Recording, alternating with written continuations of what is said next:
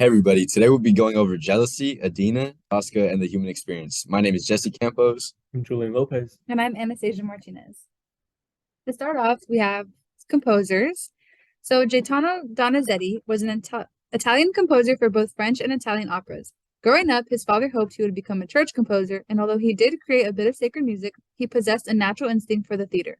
He created nearly 70 operas in his lifetime, one of those being the one we're familiar with, The Elixir of Love, which takes place in 1836 Italy, where we see the romance blossom between Adina and Nemorino after he consumes the magical elixir of love. Next, we have Giacomo Puccini, who was also an Italian composer, who was known for his operatic realism. His life was always filled with music, seeing as though he came from a family of musical composers. He inevitably pursued music as a family profession and ended up writing 12 operas, with 7 of them being well known and commonly played. One of those is the popular Tosca, the story taking place in June of 1800 in Rome, where we are faced with beautiful yet tragic love and loss between Tosca and Cavadarossi in this political thriller. When it comes to vocals and instrumentation, Tosca had a deep passion and love for Cavadarossi. She was jealous of the idea of him ever being with another woman. You can hear the pain in her vocals when she speaks about a future with him and the thought of him cheating on her. The instrumentation becomes soft and melodic as strings play and feed into the feelings of sorrow and heartbreak as she thinks of the worst scenario. The use of their operatic style of singing called bel canto, which focuses on the exact control of the intensity of vocal tone with combinations of musical thrills, was used in both operas, seeing as though there was an emphasis on the strong, powerful voices of the female leads, which often stood out against the other characters and instrumentation. Adina and Tosca both had self-sabotaging qualities.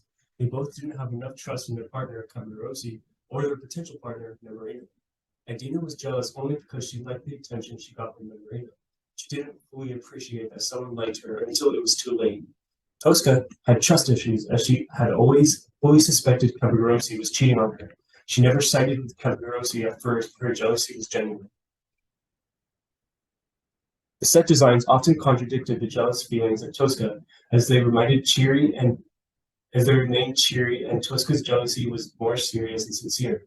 Set design matched the feelings of Adina, because the overall emotions of her jealousy stemmed from silly coincidences that led her to gain feelings from Nemorino. In The Elixir of Love, the set was still colorful whenever Adina had feelings of jealousy, but there would be more of a focus on Adina than anything happening in the background.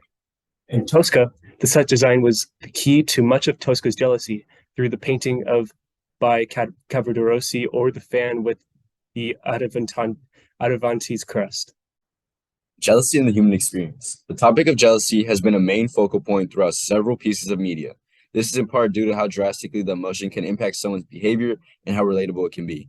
This is perfectly represented in Tosca by Scarpia using Tosca's feelings of jealousy against her in order to find Angelotti. In many cases, as seen in Tosca, jealousy can be very hurtful to those involved in the relationship. But jealousy is a necessary emotion. Jealousy can preserve social bonds and tends to motivate people to engage in behaviors that maintain relationships. This aspect of jealousy can be viewed in The Elixir of Love through the relationship of Adina and Nemorino, with them two coming together after they both succumb to their feelings of jealousy, leading to them ultimately ending up together. Thank you so much. That will be the end of our presentation.